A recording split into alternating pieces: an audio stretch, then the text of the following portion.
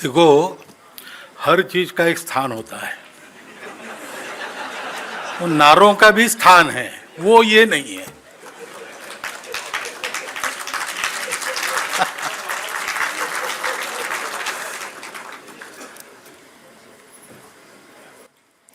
आज के कार्यक्रम के अध्यक्ष श्रद्धेय स्वामी बालकानंद जी गिरी जी महाराज, उपस्थित सभी पूज्य संत चरण, उपस्थित सज्जन, वेदों के विद्वान, नागरिक सज्जन, माता भगिनी, उत्साह बढ़ाने के लिए मैं आया हूं। वेदों के बारे में बोलना मेरा अधिकार नहीं है, परंतु अब जहां संघ ने मुझे बिठाया है वहां मुझे बुलाते हैं, मेरे आने से उत्साह बढ़ता है तो काम हो गया, लेकिन बोलने के लिए भी कहते हैं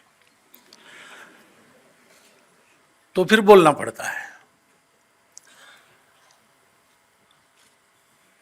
वेद और भारत, ये कोई दो बातें नहीं है। वेदों में ज्ञान है, और ज्ञान दोनों प्रकार का है, भौतिक भी है, आध्यात्मिक भी है। भगवान ने गीता में कहा है, त्रैगुण्य विषयाद वेदा। प्रकृति त्रिगुणात्मक प्रकृति है, जिसके अंदर सारी सृष्टि है, उसका ज्ञान भी वेदों में है। लेकिन आगे कहा है निस्त्रैगुण्यो भवार्जुना। तो वेदों में जो त्रिगुणात्मक ज्ञान है उसके परे जाकर वेदों में उसके परे का भी ज्ञान है।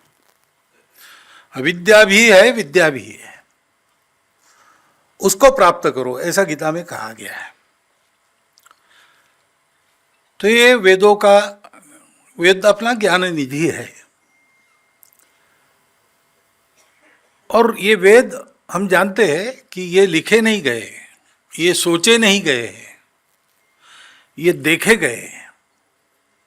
मंत्र दृष्टा थे ऋषि, उन्होंने ये सब देखा। तो प्रश्न मन में आता है कि ये ऐसे मंत्र पुस्तकों के पन्ने आते हैं क्या सामने? ऐसा उसका अर्थ नहीं है। सारी दुनिया ये तो मानती है, सारी दुनिया की सब धार्मिक परंपराएं और विज्ञान भी मानता है कि सृष्टि का पहला रूप ध्वनि था। तो बाइबल में भी कहा है कि पहले वर्ड ही था, वर्ड ही भगवान था। तो पहली हलचल जो हुई, निष्पन्द ब्रह्म व्यक्त ब्रह्म हुआ, व्यक्त ब्रह्म में आया, तो उसकी हलचल हुई, और हलचल से ध्वनि उत्पन्न होती है। तो सारी दुनिया ये ध्वनियों की बनी है, जिसको अपने आप परंपरा में शब्द है स्वर, स्वरविद ऋषि ऐसा कहते हैं। इस स्वरों को वो देखते हैं, देखते हैं ना, आंखों से देखना अलग बात है। वो एक भावातीत स्थिति में इन सब का अनुभव होता है। अब आज मनुष्य कलियुग की स्थिति में ज्ञान प्राप्त करता है, तो यहां तक जाना उसके लिए कलियुग में संभव नहीं है। बहुत थोड़े लोग होते हैं ऐसा जाने वाले। तो वो अपने ज्ञानेंद्रियों से ज्ञान प्राप्त करता है। ज्ञानेंद्रियों को कुछ और जोड़ता है, दूरबीन जोड़ता है, माइक्रोस्कोप जोड़ता है, उसके आधार पर जितना दिखता है उतना ज्ञान प्राप्त करता है। ये दोनों प्रकार है ज्ञान प्राप्त करने के। ज्ञानेंद्रियों से ज्ञान प्राप्त करने की एक मर्यादा है, वो मर्यादा अब विज्ञान प्राप्त कर चुका है। अब माइक्रोस्कोप और इन सब साधनों से ज्ञान प्राप्त नहीं होगा। विज्ञान कहता है कि अब हमको प्रकाश के वेग से ज़्यादा जाने वाला कोई साधन चाहिए। ऐसा साधन दूसरा नहीं है, वो मनुष्य का मन ही है। और ये भी कहते वैज्ञानिक कि मन को इस प्रकार बनाना है ज्ञान का साधन, तो वो ग्रंथों के भी नाम लेते हैं, पातंजल योग सूत्र, योग वासिष्ठ, ऐसे ग्रंथ हमको पढ़ने पड़ेंगे, वो कहते हैं। क्योंकि ये जो दूसरी पद्धति है कि इंद्रियातीत होकर भाव जगत में सृष्टि के सृष्टा भाव के साथ तन्मय होना और उसके आधार पर सब देखना। अंग्रेजी में जिसको इंट्यूशन कहते हैं, इंट्यूशन बहुत निम्न अवस्था है इस प्रक्रिया की। ऐसा ज्ञान हमारे पूर्वजों ने प्राप्त किया, क्योंकि पहले तो स्वाभाविक रूप से मनुष्य बाहर खोजता है, बाहर खोजने के वही साधन है, आंख है, कान है, नाक है, वो वही सारे पंच इंद्रियों के विषय उसके आधार पर चलते हैं। सारी दुनिया ऐसा ही कर रही थी सुख के खोज में। लेकिन जब उसमें सुख मिलता नहीं, शाश्वत कोई बात मिलती नहीं, टिकने वाली कोई बात मिलती नहीं है, ऐसा जब प्रतीत हुआ तो बाकी दुनिया में लोगों ने खोजना बंद कर दिया, ये समझ के कि ऐसी कोई एक चीज है ही नहीं है, कोई शाश्वत सुख वगैरह नहीं है, सृष्टि नाशवान है, सुख के साधन कम है, खाने वाले बहुत ज़्यादा है, इसलिए स्पर्धा है, आपस में लड़ो मरो लेकिन सुख से जियो, सुख प्राप्त करने की क्षमता बढ़ाओ और सुख प्राप्त करने के लिए जो समय भगवान ने दिया है उसको बढ़ाओ, ज़्यादा जियो और ज़्यादा उपभोग करो, यही जीवन है, उसके लिए शक्ति की आवश्यकता है। लेकिन हमारे यहाँ लोग रुक गए नहीं, रुके नहीं यहाँ, उन्होंने अंदर खोजना प्रारंभ किया। क्योंकि हमारे यहाँ हमारी मातृभूमि भारत है, वो सुरक्षित और समृद्ध थी। समृद्धि होने के कारण यहाँ हमको अपना जीवन जीने के लिए स्पर्धा नहीं करनी पड़ती थी, सबके लिए भरपूर था, और चारों ओर से सुरक्षित होने के नाते आक्रमण का भी भय उस समय नहीं था। तो हमको लड़ने की जरूरत नहीं पड़ी, कुछ नहीं पड़ी, स्पर्धा की जरूरत नहीं पड़ी, तो फुर्सत भी थी और ऐसा सात्विक जीवन जीने के कारण प्रवृत्ति भी थी। तो हम यार रुके नहीं, हमने कहा बाहर नहीं मिलता तो अंदर है क्या। खोजते खोजते हम अंदर वहां तक पहुंच गए, और पहुंचने के कारण फिर हमको ये पता चला कि वास्तव में सारा विश्व एक ही है और सब एक दूसरे से जुड़े हैं। ये जो अलगाव है, जो अलग अलग हम दिखते हैं, एक दूसरे को देखते हैं, एक दूसरे के साथ व्यवहार करते हैं, अच्छा व्यवहार करते हैं, बुरा व्यवहार करते हैं, पुण्य पाप की लड़ाई होती है, सारा जो होता है वो क्षणिक है और एक हद तक वो सही है, उसके बाद वो गलत है, यानी वो नहीं है। इसलिए उसको मिथ्या कहा गया। मिथ्या यानी झूठ नहीं, मिथ्या यानी एक हद तक चलता है, उसके बाद नहीं चलता है। मेरी भूख है तो मुझे खाना पड़ता है, आपकी भूख है तो आपको खाना पड़ता है, ये एक हद तक चलता है। जब पुत्र भोजन कर लेता और भोजन समाप्त हो जाता है तो माता कहती है कि तूने खा लिया, मेरा पेट भर गया। तो दोनों का पेट अलग अलग भरेगा, ये एक हद तक सत्य है। उसके बाद तो तुमने खा लिया, मेरा पेट भर गया, ये आता है। ऐसे ये दुनिया एक हद तक चलती है, उसके बाद तो सब एकाकार है और सब शाश्वत है, और कोई उसमें विकारों की कोई महत्ता नहीं है, कुछ नहीं है। शुद्ध आनंद, सच्चित आनंद है, सत्यम अनंतम ज्ञानम, बस यही सत्य स्वरूप है मनुष्य का। ये जब पता चला तो संपूर्ण दुनिया अपनी है, ये निष्कर्ष अपने आप आ गया। अब अपनी है तो उसको भी ये ज्ञान देना चाहिए जो हमको मिला है। इसलिए ऋषियों ने बहुत परिश्रम करके अपने राष्ट्र की उत्पत्ति की, क्योंकि विश्व के कल्याण की इच्छा उनके मन में थी। भद्रम इच्छन्त्र विषय स्वर्विदा तपो दीक्षाम उपसे दुरग्रे ततो राष्ट्रम बलम ओजश्च जातम। तो इसलिए मैंने कहा कि भारत और वेद एक साथ है, समानार्थी है, और मूल से जानने के कारण इसमें सारा ज्ञान है। तो बताओ सीटी स्कैन का मशीन वेद में कहाँ है? ऐसा कोई कहेगा नहीं है, ये बात सही है। लेकिन सीटी स्कैन का विज्ञान जो निकला है, जो जहां से निकला है, उस मूल को जानता है वेद। और इसलिए उस आधार पर चिंतन करने से हमारे भी विद्वानों ने बहुत बहुत पहले, विज्ञान के जन्म के सैकड़ों वर्ष पहले, सूर्य से पृथ्वी का अंतर कितना है वो बताया है। वो है वेदों में। सूर्य किरण को सूर्य से निकलकर पृथ्वी पर आने में कितना समय लगता है उसका उल्लेख है वहां पे। वेदों के मंत्रों में गणित मिलता है। मैंने एक पुस्तक पढ़ी, रुद्र कहते हैं, उसमें चमक है तो एक अंश में, तृतीय अंश में ऐसा है, विषम संख्या है। दूसरी जगह द्वितीय से 2 से शुरू होता है, 2, 4, 6 ऐसा चलता है।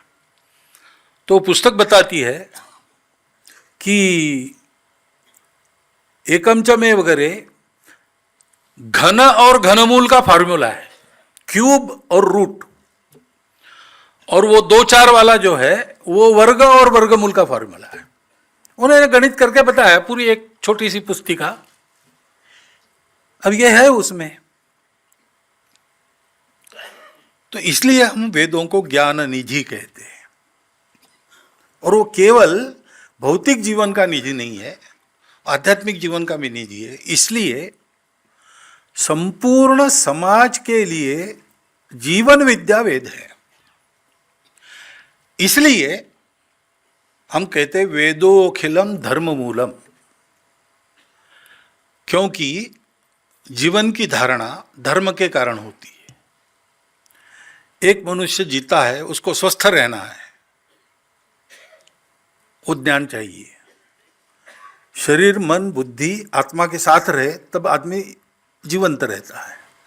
ये बिगड़ गया संतुलन, संबंध, तो विक्षिप्त हो जाता है। समाप्त हो गया तो मर जाता है। ऐसे ही मनुष्य को भगवान ने पेट दिया है तो भरना है, इंद्रिय दिया है तो उनकी जो स्वाभाविक भूख है उसको पूरा करना है। सामान्य मनुष्य को तो यही है, आहार निद्रा भय मैथुन, ये छूटा नहीं है, पशुओं के साथ वो भी है। तो उसके लिए अर्थ पुरुषार्थ है, काम और पुरुषार्थ है अपने आप। लेकिन ये हमको उपभोग के तरफ न ले जाए, ये हमके जीवन के सार्थक के तरफ ले जाए, सत्यबोध की तरफ ले जाए। इसलिए जो अनुशासन चाहिए, इनमें जो संतुलन रखना चाहिए, धर्म उसको देता है और मोक्ष की तरफ ले जाता है।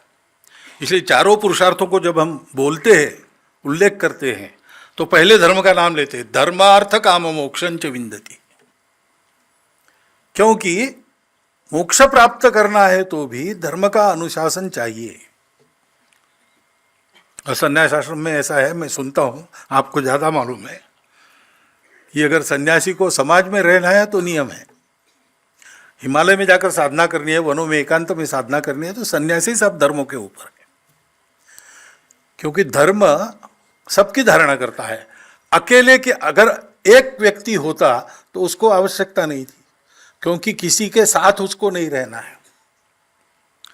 जब साथ रहना है तो मनुष्य को समूह के साथ रहना ही है, परिवार में रहना ही है। मानव समूह को सृष्टि में रहना है, सृष्टि के साथ रहना है। और मानव समूह और सृष्टि तीनों को ये विश्वरूप जो भगवान है उसी के सानिध्य में रहना है। और साथ रहना है तो धर्म चाहिए। ये धर्म ऐसे सबको जोड़ता है, जोड़े रखता है, ऊपर उठाता है, उन्नत करता है और श्रेय की ओर ले जाता है, प्रेय में से श्रेय की ओर ले जाता है। इसलिए धर्म सारे जीवन का आधार है। उसके अनेक अर्थ भी है।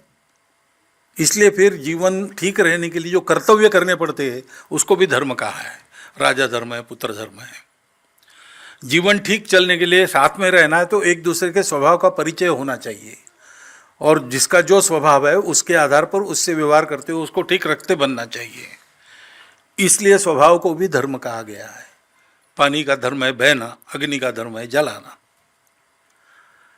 लेकिन इस धर्म का ज्ञान वेदों से आता है, क्योंकि वेदों का मूल सत्य में है। इसलिए हमारे यहाँ कहते हैं अपौरुषेय है, ये भगवान के निश्वसित है। यानी सृष्टि हुई, उसके साथ उसके स्वर आए तो वेद भी आए। उनको देखा होगा बाद में चाहे, लेकिन वो पहले से है, उसी की सृष्टि बनी है। और वो आया तो उसके साथ धर्म भी आया। ऐसे ये वेद है, और ऐसे ये होने के कारण इसको समझना ये कठिन बात है सामान्य व्यक्ति के लिए, विद्वानों के लिए भी कठिन है। ये मैं कह रहा हूं, मेरा अधिकार नहीं बोलने का, मैंने क्या बोले ऐसे विषय में, हमारे जैसे लोग क्या बोले, लेकिन बोलना पड़ता है। ज्ञानेश्वर महाराज ने कहा है, व्यासादिकांसे उन्मेख रहाटति देथ शासंक। व्यास जैसे महर्षियों के उन्मेष, नवोन्मेष शालिनी उनकी प्रतिभा, वो जिसमें साशंक होके इधर उधर भटक रही, वहाँ तेथ मी ही रंक एक चावड़ी की, वहाँ मैं एक सामान्य मानूस, मैं सामान्य आदमी बड़बड़ कर रहा हूँ, ऐसा ज्ञानेश्वर महाराज कहते हैं। तो ऐसा करना पड़ता है, तब करना पड़ता है। परंतु इसका अर्थ, अब ये अर्थ भी बुद्धि की बात नहीं, केवल शब्दार्थ में जाएंगे तो क्या क्या सोचेंगे पता नहीं। वेदों का अर्थ जिसको प्रतीति है वो ठीक बता सकता है। संत तुकाराम महाराज हो गए तो उन्होंने ऐसा कहा, वेदांचा अर्थ आमासी ठावा। वेदों का अर्थ हम ही जानते हैं, क्योंकि वेद जहां से आए हैं उसके साथ जो साक्षात है वो जो बताएगा वो अर्थ है। तो जो वेदों का जीवन जीते हैं, वेदों का जीवन जीने वाले जो है वो अर्थ बताएंगे तो फिर ठीक होगा। और हमने सुना भी, सातोळे जी का जीवन वैसा था, सातोळेकर जी का। उन्होंने वेद शास्त्र के अनुसार अपने जीवन का निर्वाह किया, तो उनको उसके बारे में एक अनुभूति थी, और इसलिए वो कह सके कि मैं 100 वर्ष पूरे करके फिर जाऊंगा। कुर्वन्ने वेह कर्माणि जीजी विशेष छतसमा, ये हमारी घोषणा है, वैदिक घोषणा उपनिषद में है। तो उन्होंने उसके आधार पर कहा और वैसा करके दिखाया। वो उनका लिखा हुआ भाष्य, सुबोध भाष्य, वो अगर प्रमाण भाष्यों में एक माना जाता है तो उसमें आश्चर्य की कोई बात नहीं, क्योंकि उनकी वो गति थी, उसमें अनुभव के आधार पर, प्रतीति के आधार पर थी। उसको, क्योंकि ऐसे जो लोग होते हैं वेदों को जीने वाले या प्रतीति के आधार पर जीने वाले, वैसे इस दुनिया से उनका कोई प्रयोजन न रहने के बाद भी एक स्वाभाविक अपनेपन की जो लोकोद्धार की उर्मी रहती है, उसके लिए वो अपना जीवन जीते हैं। इस दुनिया से उनको लेना देना नहीं है तो भी अपना कर्तव्य यहाँ पर करते हैं। तो उन्होंने ये लोगों के जानकारी के लिए, उनका ज्ञान बढ़े, उनको परिचय ठीक हो, अर्थ पता चले, जीवन कैसे जीना ये पता चले, इसलिए ये सारी बातें लिखी। सर्वतोपरि हमारे लिए सुगम है और उपयोगी है, क्योंकि वेदों में सारी बातें हैं। संगठन का उल्लेख बहुत बार हुआ, तो संगठन मंत्र भी वेदों में, संगच्छध्वम संवदध्वम। हम संघ में नित्य बैठक के प्रारंभ में वो कहते हैं संगठन कैसे बांधना, इसका एक फॉर्मूला है, वो थोड़े शब्दों में, जिसके लिए हम 20-20 दिन के वर्ग लगाते और भाषण देते रहते हैं, और सूत्र रूप में उसमें बताया है। ऐसी बहुत सी बातें उसमें हैं, सब प्रकार के शास्त्र उसमें से निकाले जा सकते हैं। अंग्रेजी में कहते हैं डिराइव, उसमें लिखे नहीं है, लेकिन आप उसका मनन करेंगे तो आप उन शास्त्रों को फिर से जीवित कर सकोगे। उसका अवगाहन करेंगे तो हर एक शास्त्र में अवगाहन करने की आपकी प्रतिभा पूर्ण बनेगी। ऐसे यह ग्रंथ है, और इसलिए स्वाध्याय मंडल पारडी को वास्तव में हम सब लोगों ने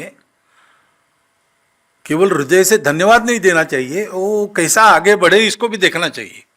क्योंकि इतना उत्तम कार्य उन्होंने किया है कि हमारा जो श्रेष्ठ ज्ञाननिधि है, जो तीनों काल में सुसंगत है, सदा सर्वदा रहेगा और विश्व की सभी ज्ञान प्रणालियों का जिसमें आधार है। ये भी मैं बहुत जिम्मेवारी के साथ बोल रहा हूँ, क्योंकि प्रतीति वाले लोगों ने इसको बताया है। महाराष्ट्र में एक संत हो गए गुलाबराव महाराज, पुराना नहीं अभी हो गए, तो 90 साल में उनकी दृष्टि चली गई। दूर देहात में रहते थे, पढ़ने लिखने का बहुत ज़्यादा प्रश्न नहीं था, लेकिन वो ऐसे हो गए कि जर्मन ग्रंथ, स्पेनिश ग्रंथ, अंग्रेजी सारे ग्रंथों मुखोद्गत थे उनके। वो बता सकते थे, बात करते, विद्वान आते थे, बात करते थे। वो उधर जाओ, वो एक नीला पुस्तक है अलमारी में, नीला, उसको निकालो, उसके 500वें पेज पर चौथी लाइन वो पढ़ो, प्रमाण मिल जाएगा। इतना उनका था। वो अपने को ज्ञानेश्वर महाराज की कन्या कहते थे। उन्होंने अपनी जो ग्रंथ रचना की है उसमें उन्होंने विश्व के सारे पंथ संप्रदायों के मूल में वेद कैसे है ये सब प्रमाण दिखाया है। तो जो जानकार है वो जानते हैं, और जो जानकार नहीं है वो अपनी अपनी बुद्धि के अनुसार वाद विवाद करते हैं। वाद विवाद में हमको जाना नहीं, उससे किसी का फायदा नहीं। लेकिन हम लोग श्रद्धालु है, हमारे पास ये निधि है, ये हम जानते हैं, तो उसके आधार पर हम उसको पढ़ें, हम उसको जीवन में उतारें, और जितने अधिक लोगों को उस ज्ञान का लाभ दे सकते हैं, उनका जीवन वैसा बना सकते हैं, उतना करें। इस दृष्टि से आज फिर से इन सब ग्रंथों का बहुत सुंदर रूप में मुद्रण फिर से हुआ है। ये हम सब लोगों के लिए एक अत्यंत बड़ी बात है। ऐसा कहते हैं कि सनातन धर्म के उत्थान का समय आया है, हम देख ही रहे। योगी अरविंद ने घोषित किया था। इस तरफ सारे विश्व का रुख भी बदल रहा है, बन रहा है, ये भी हम जानते हैं। तो इस प्रक्रिया में मैं समझता हूँ कि ऐसा एक सुबोध भाष्य तीनों वेदों का सातोळीकर जी जैसे आधिकारिक व्यक्ति के द्वारा लिखा हुआ, वो फिर से हमको सुव्यवस्थित रूप में प्राप्त होना, ये भी एक अपने लिए संकेत है और अपने लिए आगे बढ़ने के लिए बहुत बड़ा साधन है। उसका हम सब लोग लाभ ले, इतनी प्रार्थना करता हूँ और मेरे 4 शब्द समाप्त करता हूँ।